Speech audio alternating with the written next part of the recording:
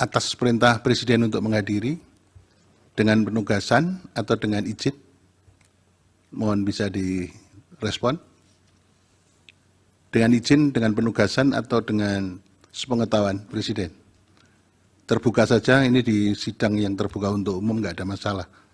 Silakan Pak Menko. Pertama, kami hadir di sini karena undangan dari Yang Mulia, Oke. dari Mahkamah Konstitusi. Oke. Dan terhadap undangan tersebut, Bapak Presiden mengetahui. Oke. Memang Dan tembusannya sepengetahuan Bapak kita Presiden. tembusannya memang ke Pak Presiden. Ya, jadi itu sepengetahuan ya. Bapak Presiden karena undangan dari Yang Mulia Mahkamah Konstitusi. Mahkamah Konstitusi. Oke. Baik, terima kasih Ketua. Sedikit saja ini Pak Menko PMK, Pak Menko Equin, Bu Menteri Keuangan dan Bu Mensos. Ini penting supaya bagi kita penting juga ini. Bapak dan Ibu hadir ke sini itu atas perintah Presiden untuk menghadiri dengan penugasan atau dengan izin? Mohon bisa direspon. Dengan izin, dengan penugasan atau dengan sepengetahuan Presiden? Terbuka saja, ini di sidang yang terbuka untuk umum, nggak ada masalah. Silakan Pak Menko. Pertama, kami hadir di sini karena undangan dari Yang Mulia, Oke. dari Mahkamah Konstitusi. Oke. Dan terhadap undangan tersebut, Bapak Presiden mengetahui. Oke. Memang Dan tembusannya sepengetahuan Bapak kita Presiden. tembusannya memang ke Pak Presiden. Ya, jadi itu sepengetahuan ya. Bapak Presiden karena undangan dari Yang Mulia Mahkamah Konstitusi. Konstitusi. Oke. Pak PMK juga begitu sama ya? Ya, aman sama kan Pak? Sama, Yang Mulia. Iya. Bu Menteri Keuangan? Sama ya? Bu Mensos? Mengenai substansi yang harus disampaikan di sini, itu sepengetahuan Presiden atau tidak? Arahan Bapak Presiden untuk menyampaikan semua sesuai Apa dengan adanya. tugas dan fungsi Apa adanya masing-masing gitu ya. kementerian seluas-luasnya. Oke, terima kasih Pak. Saya kembalikan Pak Ketua. Baik, silakan Prof. Saldi. Terima kasih. Ini sebagai catatan saja ya untuk kita semua, termasuk terutama untuk Pak Menteri dan Bu Menteri. Jadi yang kami tanyakan tadi itu semuanya bersangkut dengan dalil yang ada dalam permohonan. Jadi nanti itu akan membantu kami Mahkamah untuk mengambil posisi Mahkamah di mana. Nanti susunan struktur jawabannya kira-kira begini. Ini dalil pemohon, itu kemudian dijawab oleh termohon, kita akan jelaskan apa jawaban termohon, kemudian apa yang dijelaskan oleh pihak terkait, kita akan ambil, apa yang dijelaskan oleh Bawaslu.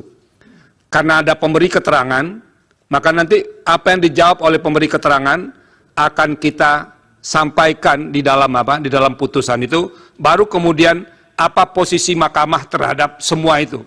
Makanya kami mengundang Bapak-bapak dan Ibu-ibu supaya kami memiliki pemahaman yang komprehensif tentang apa yang didalilkan oleh para pemohon ini.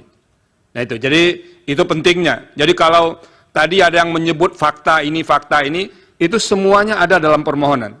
Jadi kepentingannya untuk membantu kami Mahkamah untuk menjawab permohonan itu, untuk memutuskan permohonan ini. Jadi kalau misalnya ada yang menanya Presiden ke sana, karena begitu yang didalilkan. Yang didalilkan oleh para pemohon, sehingga perlu ada kejelasan bagaimana menteri-menteri menjelaskan soal yang terkait dengan itu. Itu saja Pak Ketua, terima kasih.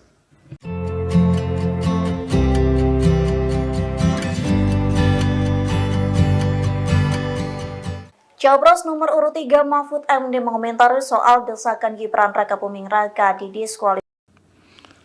Pada tanggal 5 Maret 2024, Saudara mengatakan bahwa Pilpres 2024 sama seperti Pilpres 2019. Berapa hari kemudian, tanggal 22 April 2019, Saudara mengatakan 2024, pelaksanaan pemilu kali ini jauh lebih buruk dari pemilu-pemilu sebelumnya, bahkan lebih buruk dari pemilu di era Orde Baru.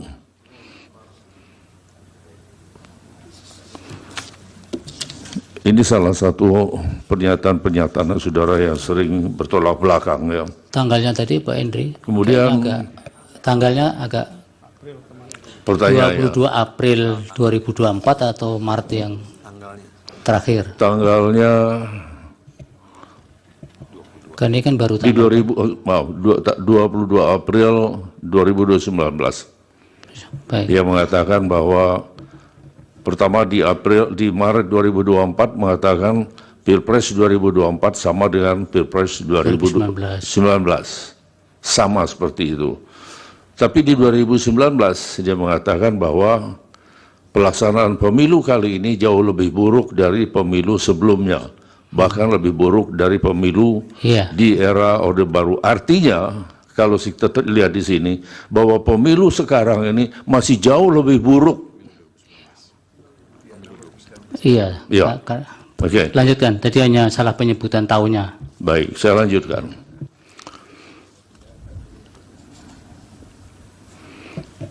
Ini siapa pun lanjut. Sementara dari saya cukup ya Allah. Mungkin Silakan. lanjutkan teman yang lain.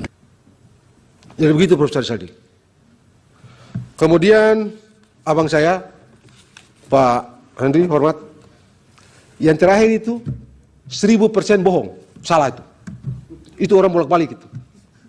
Tidak. Yang saya bilang pilkada 2024 lebih buruk itu 1000% bohong. Orang ngarang-ngarang itu. Kalau Pak Henry sangkal itu, maju ke depan, kita berdua ambil Al-Quran, sumpah. Siapa yang bohong, mati dia. Keluar dari sini mati. Karena itu bohong itu. 1000% bohong. Tidak. Ya sudah, kalau tidak. saya bilang pemilu 2024 itu jauh lebih baik dari pemilu 2019, betul. Kalau itu tidak perlu disumpah. Tidak perlu ada itu. Download Tribun X sekarang. Menghadirkan lokal menjadi Indonesia.